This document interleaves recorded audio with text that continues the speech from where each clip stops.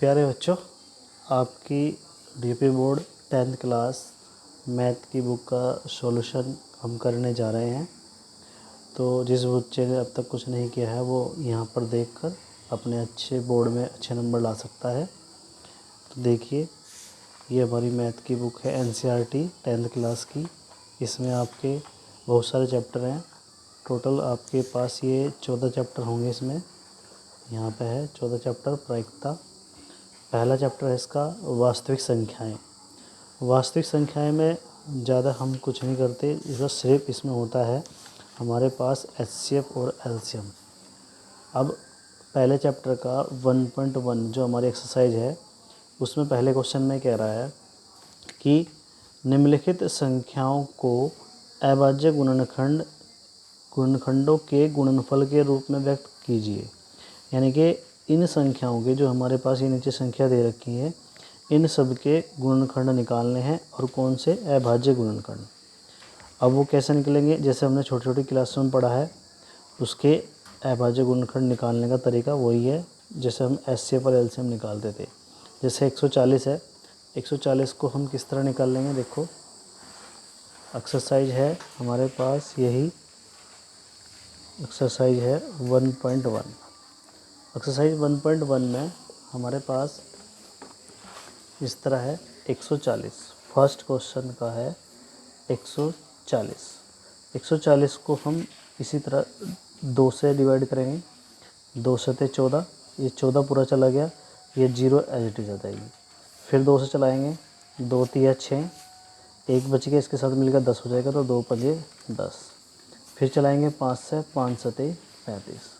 अब जितने हमारे पास नंबर आए, जैसे 2 2 बार आया तो 2 को 2 बार लिख देंगे। 5 एक ही बार है तो 1 पावर, और 7 एक ही बार है तो 1 7। तो हमारे पास 140 के अभाज्य गुणनखंड आ गए, ये 2 5 और 7। ये था हमारा पहले का पहला क्वेश्चन। ठीक है, इसी तरह हमारे पास सेकंड क्वेश्चन है। सेकंड क्वेश्चन में हमारे पास है 156। 156 यानी कि 156। 156 को भी हम इसी तरह सॉल्व करेंगे। ये है जैसे कि सेकंड पार्ट 156।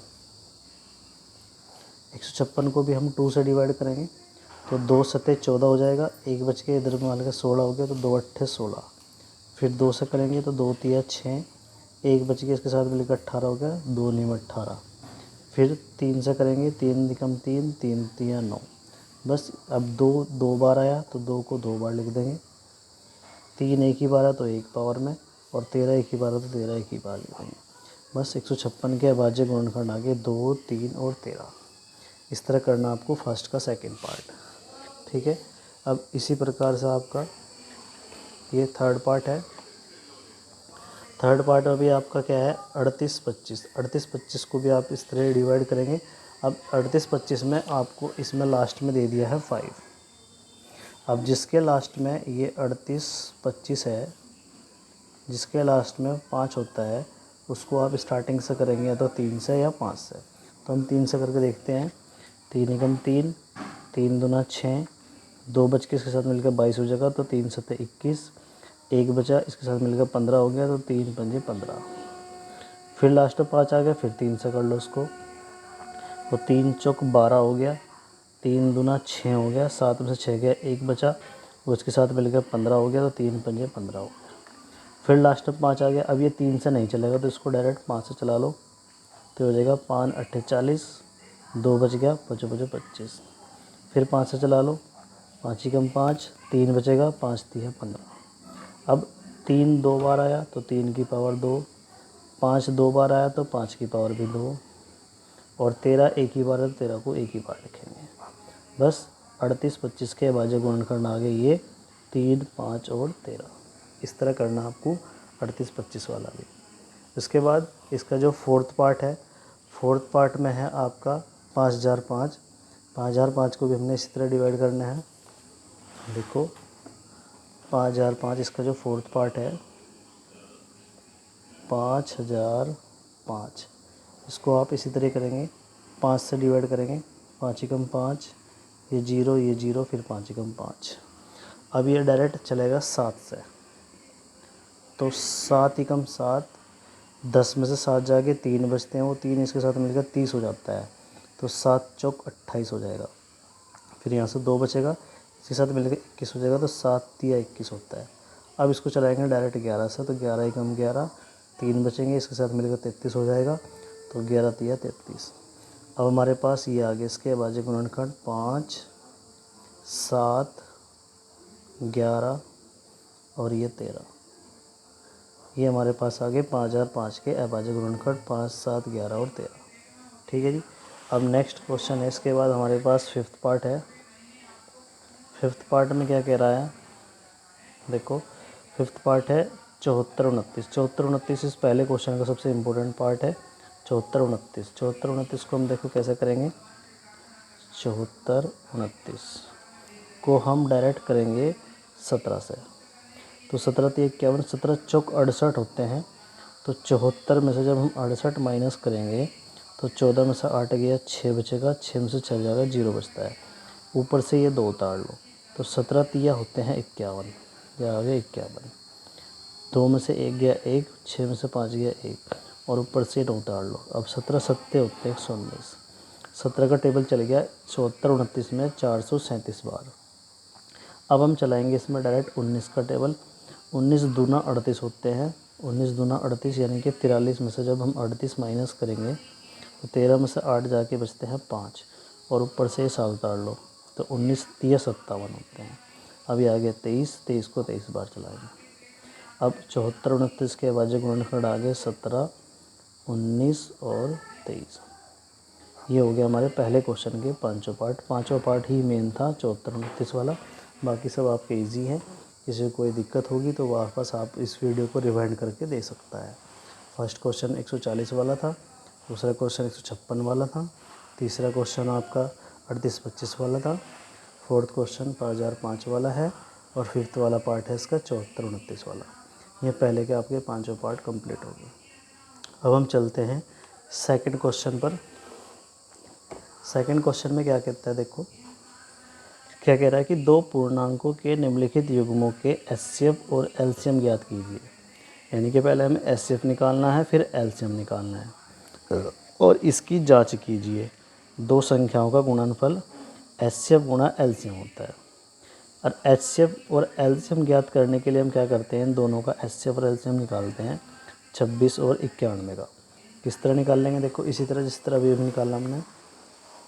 देखो दूसरे का जो फर्स्ट क्वेश्चन है हमारा 26 और 91, 26 का फैक्टर बनाएंगे, इसी तरह 2 से डिवाइड करेंगे, 2 एकम 2, 2 तिया 6, 13 से कर दो, फिर 13 एकम 13। इसी तरह 91 की करेंगे, 7 से कर देंगे तो 7 एकम 7, 7 तिया 21, फिर 13 से करेंगे 13 एकम 13। अब 26 के जो फैक्टर आए हमारे पास वो ये आए 2 गुणा 13, और 91 के फैक्टर आए हमारे पास 7 गुणा 13। ठीक है। और जब हम इसका एचसीएफ निकालते हैं, एचसीएफ में जो दोनों में होता है वो हमारा एचसीएफ होता है, 13 दोनों में है तो 13 हमारा एचसीएफ आ गया। ठीक है। इस तरह हम एलसीएम निकालते हैं जब, तो ये 13 तो आएगा ही आएगा। जो बच गया हमारे पास ये 2 बच गया, और ये 7 बच गया, ये भी आ जाएगा। 13 दूना 26, 26 सत्ते होते हैं हमारे पास 182, 182 आ जाएगा हमारे पास इसका एलसीएम। ये तो आ गया हमारे पास यहाँ तक का कि निम्नलिखित पूर्णांकों के युग्मों के एचसीएफ और एलसीएम ज्ञात करने हैं यहाँ तक। अब कह रहा है तथा इसकी जांच कीजिए। जांच कैसे करनी है, अब देखो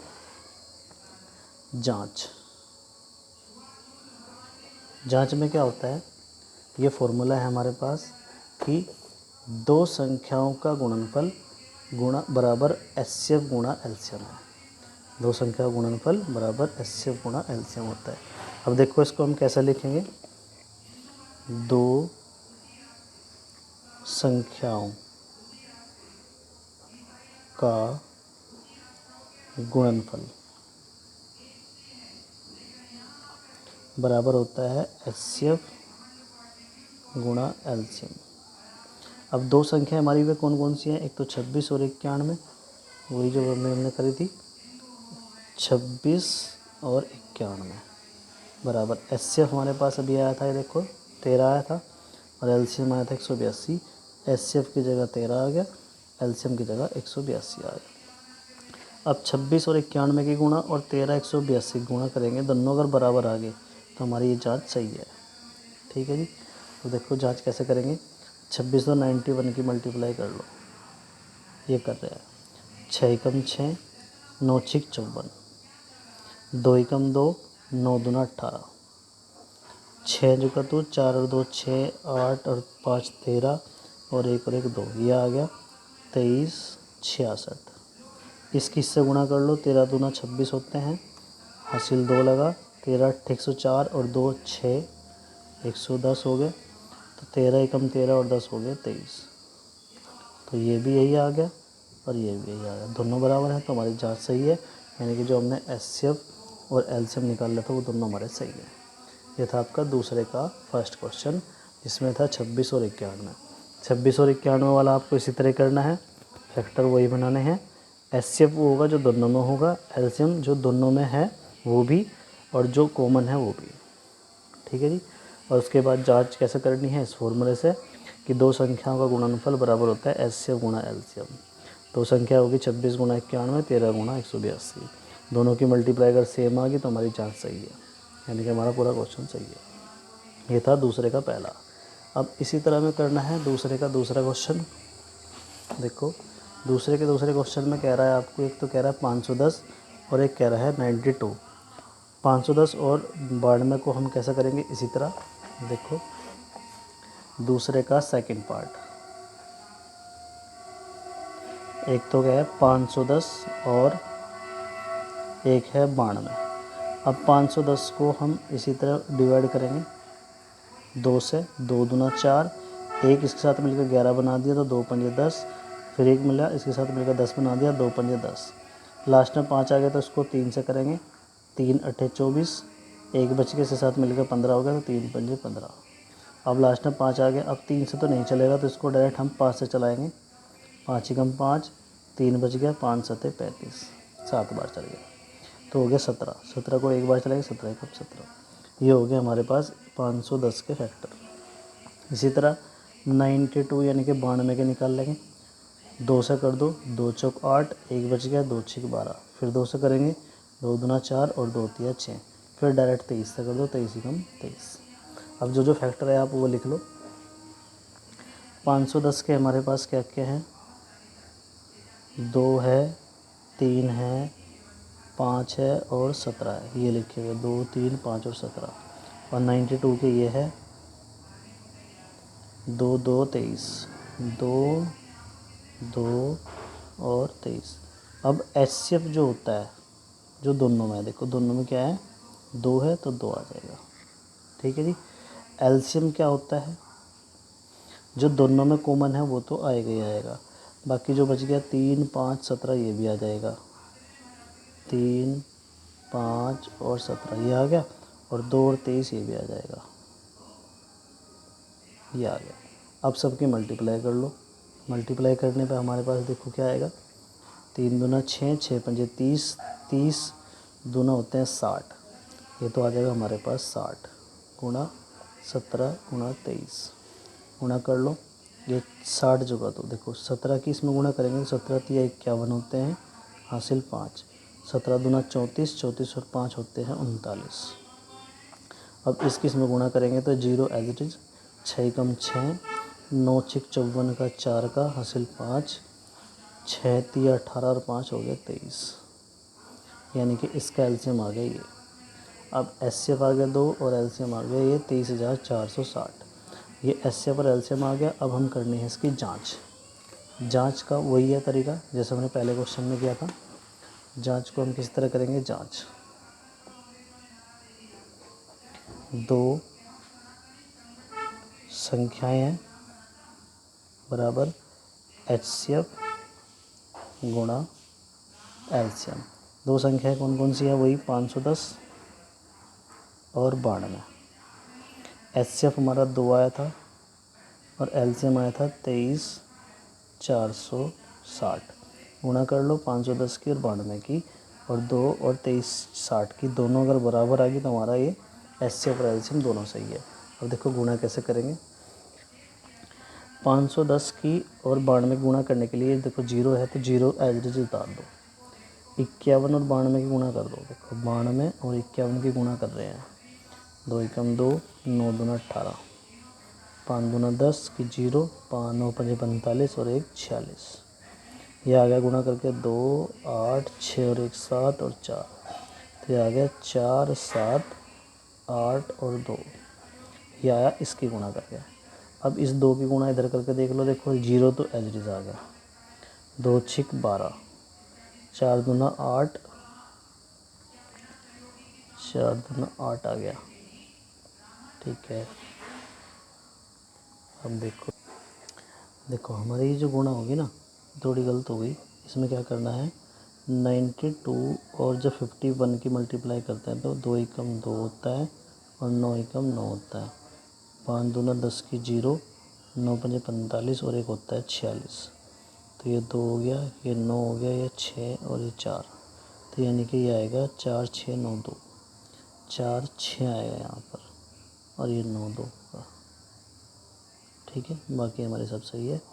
उसके बाद ये 0 एज इट इज़, 6 दूना 12, 4 दूना 8 और 1 9, 2 3 6 और 2 दूना 4। ये आ गई हमारे पास इसके साथ गुणा। ये होगी इसकी जांच। ठीक है, एक बार आप चेक कर लीजिएगा दोबारा रिवाइंड करके, कोई गलत हो रही हो तो चेक कर लेना। नेक्स्ट और इसका थर्ड पार्ट है। थर्ड पार्ट में क्या कह रहा है, देखो 336 और 54 है, इसका ये पार्ट इम्पोर्टेंट है। 336 और 54 को हम कैसे करेंगे, इसी तरह थर्ड पार्ट देखो 336 और 54। पहले 336 के हम फैक्टर बनाएंगे। 2 से काट लो, 2 एकम 2, 1 बच गया, 2 6 12, फिर 1 बच गया, 2 8 16। फिर 2 से करेंगे, 2 8 16, 2 चौक 8, फिर 2 से करेंगे, 2 चौक 8, 2 दूना 4, फिर 2 से करेंगे, 2 दूना 4, 2 एकम 2, फिर करेंगे 3 से 21 और फिर 7 से 7 एकम 7। ये आगे इसके फैक्टर 336 के। अब हम करते हैं फैक्टर 54 के। 54 के फैक्टर हमें करने हैं 2 सही, 2 दूना 4, 1 बच गया, 2 सते 14, फिर 3 नम 27, फिर 3 तिया 9, फिर 3 से 3 एकम 3। ये आगे 54 के फैक्टर। अब इसके फैक्टर लिख लो तीनों। 336 के हैं 2 1 2 3 4, 4 बार तो 2 है और 3 एक ही बार है और 7 है। ये आ गया। उसके बाद 54 के लिख लो। 54 के हैं, एक तो 2 है, 3 3 बार है, 3 3 और 3। ये आ गए। अब हमें इसके HCF निकालना है, वही HCF वो जो दोनों में होगा, एक तो 2 हो गया और एक ये 3 हो गया। ये बस यही दोनों कॉमन है और कुछ नहीं कॉमन है, तो बस दोनों की मल्टीप्लाई कर लो, आ जाएगा 6। यानी कि इसका HCF आ गया हमारे पास 6। अब निकालना है हमें एलसीएम। एलसीएम में 6 तो आएगा ही आएगा। बाकी जो बचा देखो 2 3 बार बचेगा, तो ये आ जाएगा 2 दूना 4, 4 दूना 8। ये आ गया। फिर ये 7 आ जाएगा और ये 3 तिया 9 आ जाएगा। अब गुणा कर लो। गुणा कैसे करेंगे, देखो 6 8 48, ये तो आ गया 48। ये 7 जुगा तो रखो अभी और 9 भी ऐसे रखो।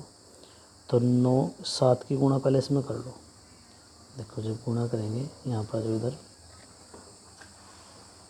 गुणा करेंगे तो 7 8 56 का 6 का हासिल लगे 5, 7 चौक 28, 28 और 5 होते हैं हमारे पास 33। ये आ गया। फिर 9 से मल्टीप्लाई कर दो। 9 6 54 का 4 का हासिल 5, 9 ते 27, 27 और 5 हो गए हमारे पास 32, हासिल 3 हो गया। 9 ते 27, 27 और 3 हो गए 26, यानी कि 26 24 आ गया इसका एलसीएम। अब हमें करनी है वही जांच। जांच के लिए क्या करते हैं हम, दो संख्याओं का वही गुणनफल और बराबर में वही आएगा HCF गुणा एलसीएम। दो संख्या हमारे पास क्या क्या थी, 336 और 54 और HCF आया था हमारे पास ये 6 और एलसीएम आया 26 24, ये आ गया। अब 54 की इससे मल्टीप्लाई कर दो और 6 की इससे मल्टीप्लाई कर दो, अगर दोनों सही आ गए तो हमारे पास ये HCF और एलसीएम जो भी आया वो सही है। देखो गुणा कर रहे हैं यहाँ पर, 336 की 54 से गुणा कर रहे हैं, 6 चौक 24 का 4 हासिल 2, 4 तिया 12 और 2 14 हासिल 1, 4 तिया 12 और 1 13, 6 पंजे 30 की 0 हासिल 3, 5 तिया 15 और 3 18 हासिल 1, फिर 5 तिया 15 और 1 16, ये आ गया 4 4 8 और 3 11, 6 7 और 1 8 और 1, ये आया 1 8 1 4 4। अब 6 की इसमें कर लो, 6 चौक 24 का 4 का हासिल लगे 2, 6 दूना 12 और 2 14 हासिल 1, 6 छंग 36 36 और 1 होता है हमारे पास 37। देखो भैया ये हमारे पास ना यहाँ पे थोड़ी सी मिस्टेक होगी, 9 3 27 और 3 यहाँ पे 30 होता है, तो ये आएगा हमारे पास 30 और 24, इसको ठीक कर लेना एक बार। तो इसी तरह यहाँ भी आएगा 30 और 24। अब मल्टीप्लाई कर लो बस, 6 चौक 24 का 4 हासिल 2, फिर 6 चौक 24 और 2 14, 6 दूना 12 और 2 14, 14 का 14 आ जाएगा पूरा और 6 3 18। अब देखो दोनों के दोनों हमारे पास गुणा सही है, ठीक है। अब ये होंगे हमारे पास दूसरे के तीनों पार्ट। दूसरे के तीनों पार्ट हमने बता दिया आपको, 26 51 बता दिया, 510 12 बता दिया, 336 और 54 बता दिया, ठीक है। किसी को कोई प्रॉब्लम हो रही हो तो दोबारा रिपीट करके देख लेगा। हम चलते हैं थर्ड क्वेश्चन पे। थर्ड क्वेश्चन में कह रहा है कि 3 अभाज्य गुणनखंड विधि द्वारा निम्नलिखित पूर्णांकों के HCF और LCM ज्ञात करने हैं। 3 अभाज्य गुणनखंड विधि से निकालने हैं और तीनों के HCF और LCM निकालने हैं। ये तो सिंपल ही है, बस ज़्यादा हार्ड नहीं है, सबसे आसानी ही पड़ेंगे आपको। 12 15 और 21 को हमें कैसे निकालने हैं, HCF और LCM निकालने हैं। तीनों को अलग अलग निकाल लेंगे। देखो कैसे करेंगे, ये आपका देखो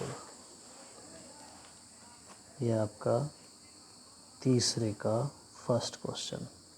फर्स्ट में आपको दे रखा है नंबर 12 15 और 21, तीनों को अलग अलग निकाल लो। 12 को अलग, 15 को अलग, 21 को अलग, इस तरह। इसको करेंगे हम पहले 3 से कर लो या 2 से कर लो।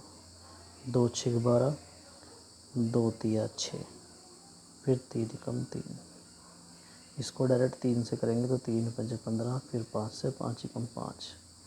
इसको भी 3 से 21, फिर 7 से 7 कम 7। ये आगे हमारे पास 12 15 और 21 के फैक्टर।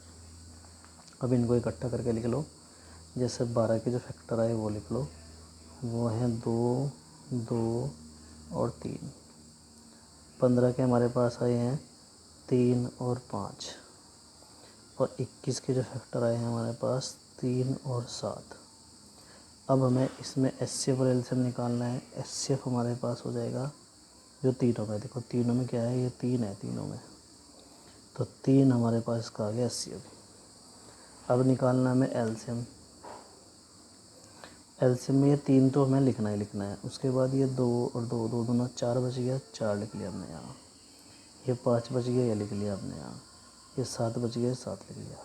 सबकी गुणा कर लो, 4 तिया 12, 12 पंजे 60 और 60 की इसमें गुणा करेंगे 6 7 42 होता है और 60 की 0, ये आ जाएगा इसका LCM।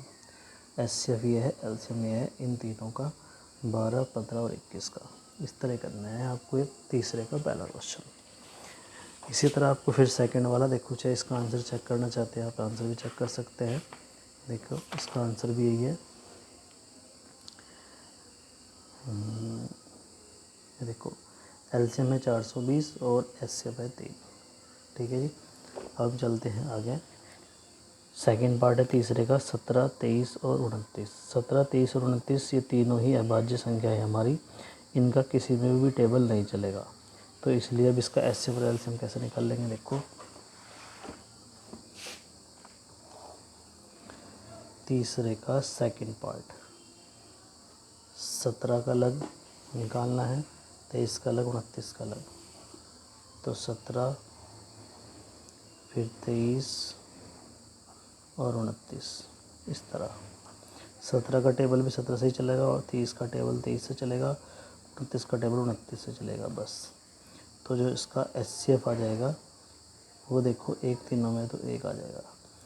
एलसीएम में क्या काम करेंगे, सब की गुणा कर देंगे 17, 23 और 29 की, इन सब की गुणा कर देंगे। जो भी गुणा करके आएगा वही आपका एलसीएम होगा। ठीक है जी।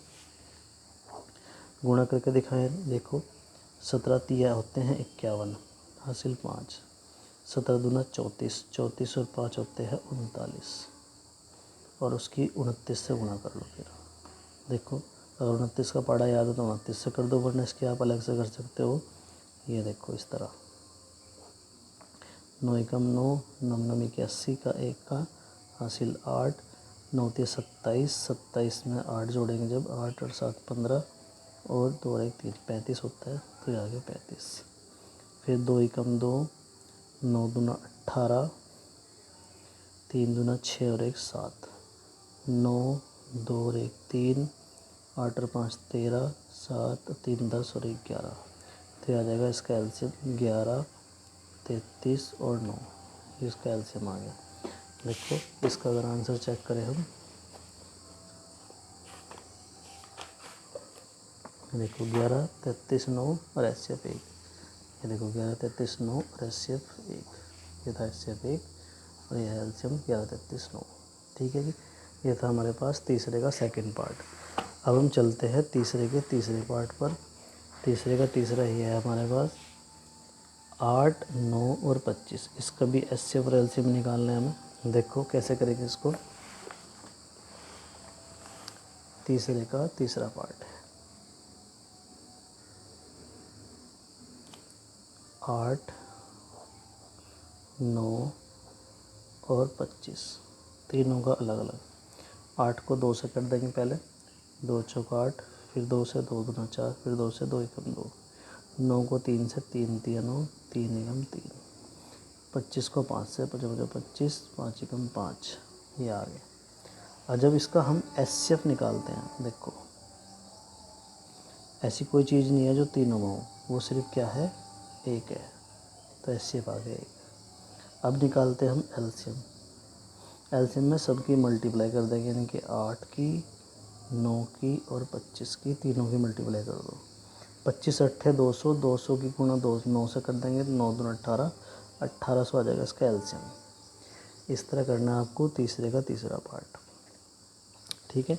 अब हम चलते हैं फोर्थ पार्ट पर। यह है चौथा क्वेश्चन। चौथे क्वेश्चन में कह रहा है कि एचसीएफ है 306 और 657 का 9 है, दिया है उसने। एचसीएफ पहले दे दिया आपको, एलसीएम वो पूछ रहा है। तो इसके लिए हम वो फॉर्मूला लगा सकते हैं। फॉर्मूला वही है कि फोर्थ क्वेश्चन में कि दो संख्याओं का गुणनफल बराबर होता है एचसीएफ गुणा एलसीएम। ठीक है जी। यह वो फॉर्मूला, दो संख्याओं का गुणनफल बराबर होता है एचसीएफ गुणा ये एलसीएम। ठीक है। इन दोनों में वैल्यू रख दो। देखो वे दो संख्या हमारे पास होगी 306 और 657। ये रख दो इधर, 306 और 657 ये रख दी। अब और एचसीएफ उसका 9 दे रखा है आपको, एचसीएफ रख दो 9, एलसीएम झुका दो, एलसीएम झुका दो। ठीक है। अब ये है हमारे पास, देखो ये था आपका चौथा क्वेश्चन। फॉर्मूला था इसके लिए, दो संख्याओं का गुणनफल बराबर होता है आपका एचसीएफ गुणा एलसीएम। तो दो संख्या आपको दे रखी है 306 और 657। एचसीएफ आपको 9 दे रखा है और एलसीएम आपको निकालना है। तो क्या करेंगे, जो 9 मल्टीप्लाई में है गुणा में है, इसको उठा के इधर ले आओ। देखो ये तो हो जाएगा 306 गुणा 657, ये 9 यहाँ पर गुणा में है, इसके यहाँ आ जाएगा भाग में, ये आ जाएगा हमारे पास एलसीएम। अब इसको 9 से काट लो। देखो 9 से इसको काटेंगे तो 9 सत्ते 63 होता है, 9 सत्ते 63, 2 बच गया, 9 तिया 27 होता है 73। ये तो आ गया 306 और ये आ गया 73। दोनों की गुणा कर देंगे और हमारे पास वही उसका एलसीएम आ जाएगा। ठीक है जी। 306 और 73 की जब मल्टीप्लाई करेंगे, देखो 6 तिया 18, 3 तिया 9, 7 6 42 और 7 तिया 21, ये आ गया 8, ये आ गया 2, 9 और 4 13, 1 और 1 2 और 1 ये 2 जगह 2, तो ये आ जाएगा 2 2 3 2 8। ये आ गया इसका एलसीएम हमारे पास फोर्थ क्वेश्चन का। देखो एक बार आप इसका आंसर भी चेक कर सकते हैं। ये था हमारे पास फोर्थ क्वेश्चन जिसका हमें एलसीएम निकालना था। देखो आंसर है हमारे पास इसका, ये देखो आंसर 22 33 और 8, 22 33, सॉरी यहाँ पर 2 और 1 3 हो जाएगा, ये हो जाएगा 2 और 1 3, 22 33 और 8, ये हमारा एलसीएम आ गया। ठीक है जी।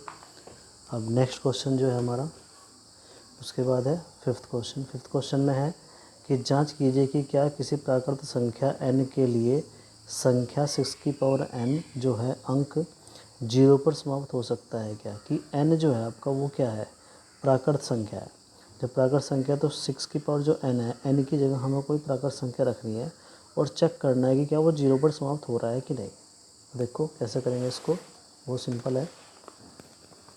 छठा क्वेश्चन, n की जगह आपके पास प्राकृत संख्या है। प्राकृत संख्या आपके पास होती क्या क्या है, 1 2 3 इस तरह चलती रहेंगी इनफाइनाइट तक, ये आपकी प्राकृत संख्या होती है। अब वो कह रहा है कि 6 की पावर n जो है अगर हम 1 रखें तो 6 आएगा, 6 की पावर 2 रखें तो 36 आएगा, 6 की पावर अगर 3 रखें तो 216 आएगा। देखो लास्ट का हमारे पास ये 6 6 आ रहा, तो इसने कहा कि क्या 0 पर समाप्त हो रहा है, तो लिख देंगे नहीं। बस इतना काम करना और कुछ नहीं करना इसमें। ठीक है। नेक्स्ट क्वेश्चन नंबर है 6। व्याख्या कीजिए कि 7 11 13 प्लस 13 और 7 6 5 4 3 2 1 प्लस 5 भाज्य संख्याएं क्यों हैं। ये पूछ रहा है कि भाज्य संख्या क्यों है। चेक कर लो इसको। देखो कैसे है। छठा क्वेश्चन है कि 7 11 13 प्लस 13, इसको सोल्व करेंगे। देखो ये इसका फर्स्ट पार्ट। इसमें क्या करना है, हमें 13 कॉमन ले लेना है इसमें से। देखो यहाँ बच गया हमारे पास 7 11 और ये 13 और ये 13 तो बाहर चला गया, प्लस रहे यहाँ रहेगा 1, तो ये 13 रह गया, ये हो जाएगा 11 7 77 और प्लस 1, तो 13 प्लस 77 और 1 78 आ जाएगा। अब देखो 78 में लास्ट में 8 है तो इसका मतलब 2 से भाग है, तो ये तो होगी संख्या हमारी भाज्य। ठीक। अब दूसरी जो हमारे पास है उसमें है, देखो दूसरे में क्या क्या है, 7 6 5 4 3 2 1 और 5 है। लिख लो सबको, 7 6 5 4 3 2 और 1 और प्लस 5 है। देखो 5 यहाँ भी है और यहाँ भी है, तो 5 कॉमन ले लो। यहाँ से बच गया 7 6 4 3 2 1 और प्लस 1। इन सब की जब गुणा कर देंगे, गुणा करने के बाद अब गुणा कर लेना, वो आ जाएगा 1008, 1008 आएगा और उसमें 1 जोड़ देंगे तो आ जाएगा 5 गुणा 1009।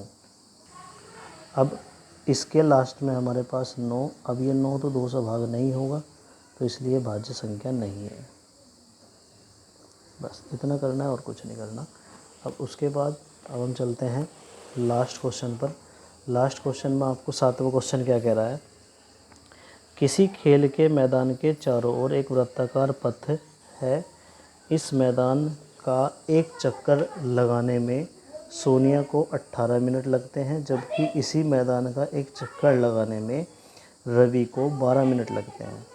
मान लीजिए कि वे दोनों एक ही स्थान पर और एक ही समय, जब वापस एक ही समय पर मिलने हैं तो समझो इसका एचसीएफ निकालना है, एलसीएम निकालना है।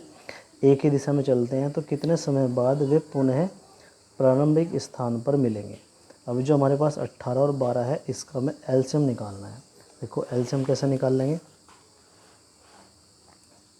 लास्ट क्वेश्चन है आपका 18 और 12 का फैक्टर बनाएंगे तो 2 से करेंगे, 2 नियम 18, फिर 3 से करेंगे, 3 तिया 9, फिर 3 से 3 एकम 3, फिर 2 से करेंगे, 2 छीक 12, फिर 2 तिया 6, फिर 3 से 3 एकम 3। तो 18 के जो फैक्टर आए आपके वो आ गए 2, 3 और 3। और इसी तरह आपके 12 के जो फैक्टर आए हैं आपके 2, 2 और 3। और जब इसका आप एलसीएम निकालते हैं, एलसीएम में क्या होता है, जो कॉमन होता है वो तो एक बार आएगा, ये आ गया। और जो संख्या बच गई वो भी लिख दो, यानी कि 3 और 2, 3 और 2 6 हो गया, या 3 और 2 ये भी 6 हो गया। 6 और 6 की मल्टीप्लाई करेंगे तो आ जाएगा 36 मिनट बाद वो वापस मिलेंगे। ये आपकी पूरी एक्सरसाइज हो गई है, पहली 1.1 कंप्लीट हो गई है। किसी को अगर इसमें कोई प्रॉब्लम है तो वो इसको आप दोबारा रिवाइंड करके देख सकते हैं। अगर कुछ भी पूछना हो तो आप कमेंट में मैसेज छोड़ सकते हैं। Okay, thank you.